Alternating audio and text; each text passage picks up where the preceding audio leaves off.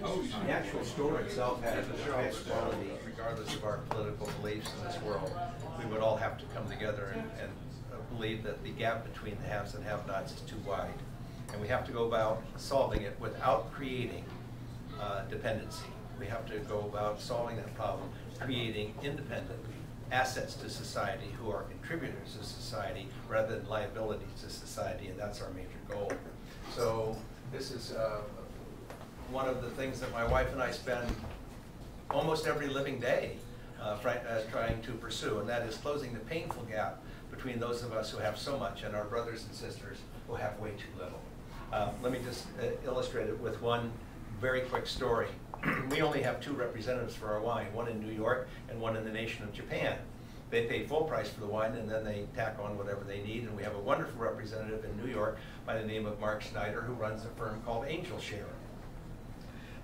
He told me about a dinner that he had at Per Se Restaurant in New York City, which is, of course, the sister restaurant of the French Laundry in the Napa Valley. Both are Michelin 3-star restaurants owned by my friend Thomas Keller. And he described the meal and the wines, and I said to him, I said, my golly, I said, you really went overboard. I'm going to be rude enough to ask you, how much was that meal? And he said $6,500. And that's eminently doable at the French Laundry. I mean, it's done nightly at the French Laundry. And I said, you know, Mark, I said, that's an extraordinary statistic, because last week I sent a school that we visit every January and have for the last 6 years in southern India, where we are supplying the entire school lunch program for the school year. That totals 20,400 school lunches. And we sent $100 less than his dinner for 10, or $6,400. So it was dinner for 10, or lunches for 20,400 people. I don't think that ever has to make us feel guilty, by the way, but I do think that it has to make us wake up and understand that possibly the disparity is too great.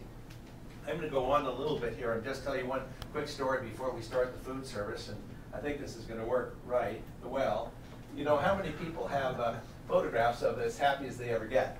And this is a photograph of my wife of now 50 years and myself at a school that we just finished the reconstruction of in eastern Tibet called Kham, where we spend a great deal of time. And as a matter of fact, we're headed there with our daughter, her husband, and our 3 grandchildren, 18, 16, and 14 grandsons.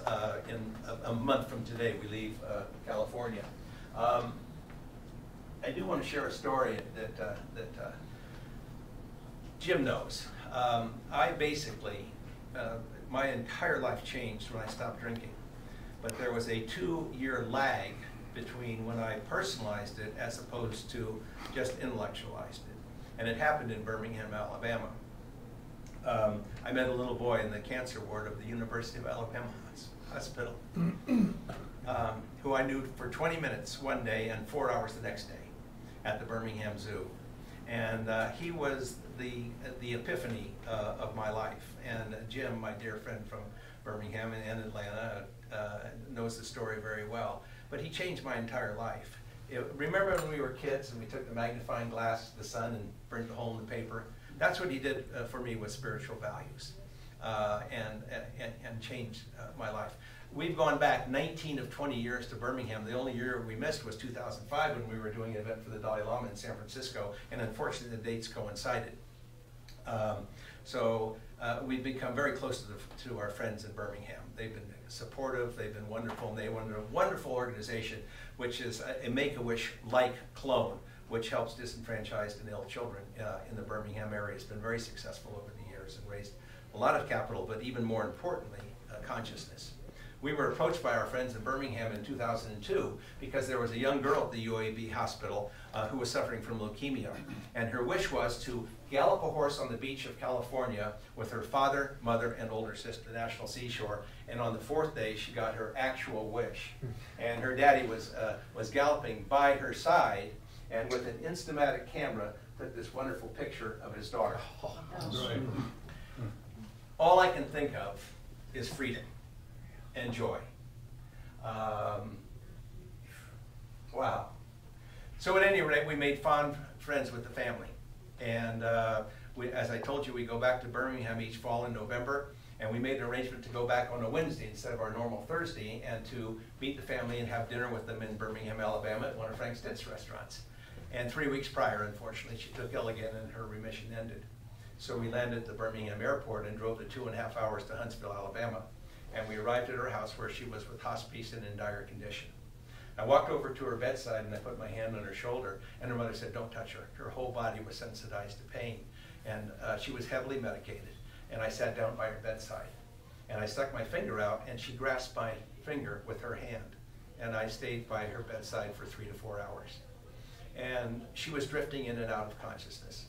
And I knew it was time for me to go, and I knew it was probably the last time I would see Taryn. And so I tried to pull away as gently as I could, and I finally got almost to the end, and she woke up and had, for lack of a better description, she had what I call a moment of total clarity. And at 13 years old, she looked up at me and she said, quote, "Mr. Grace, I want you to continue to stand up against injustice around the world in my name for the rest of your life." And she passed the next morning.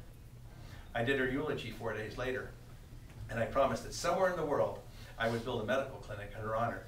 And in the summer of 2005, her mother, father, and older sister joined us at 13,800 feet in Tibet. And we had a wonderful bronze image made of this image. And we tacked it up on the side of the medical clinic, and it reads in Tibetan, English, and Chinese, "In honor of a young teacher whose lessons will outlive us all, Taryn Nicole Williams, 1989-2002. The reason I bring this up is to focus us on what's right, what's good, and what's real. I believe the gap between the haves and the have-nots, honestly speaking, is inexcusable. This is hosting some people at the clinic where we did 105 cataract surgeries on Tibetans, 105 on senior citizens, and 5 on juveniles. The incidence of cataract surgeries is very strong there. I took advantage of Paul's, after him being as persistent as I usually am, invitation to come here because of his commitment to closing the gap between the people who do not have access to the arts and those of us who have been lucky enough to have access to the arts. The distance is too wide, and as long as the commitment is as live and real as it seems to be, I will continue to support this organization. The gap is too wide, and we have an opportunity to close the gap. Ann and I, and then I'll stop talking at least for a while, Ann and I are always referred to as philanthropists. And I really, truly do not like the word, because most of us, when we hear the word philanthropy, see dollar signs. And I would argue strenuously that there is philanthropy of your vision for the future, your talents, your energy, your time, your capital, but most of all is the philanthropy of your love, which we can all give up. The philanthropy of our love is the most important thing. Now, tonight happens to be an opportunity for our capital. But I can tell you that if the direction of this auction goes in the way in which I think it's going, I have confidence it's going, otherwise I wouldn't be, you are going to be partners with Taryn, because you will be standing up for justice. You will be standing up for giving people to have opportunity that they would not have otherwise had to introduce themselves to the arts. And no one in this room knows where this might end. We're excited that he's here. We're excited for all of the things that are going to happen tonight, and are particularly determined that the proceeds of this evening, this weekend, are put to a very good cause. And we are accepting Dick's challenge to be much more proactive in using our facility for the benefit of particularly children and the disadvantaged. We thank you, Dick, for being here. A very special pleasure to have you here. We are looking forward to tonight. I am too. All the best. The actual store itself has the highest quality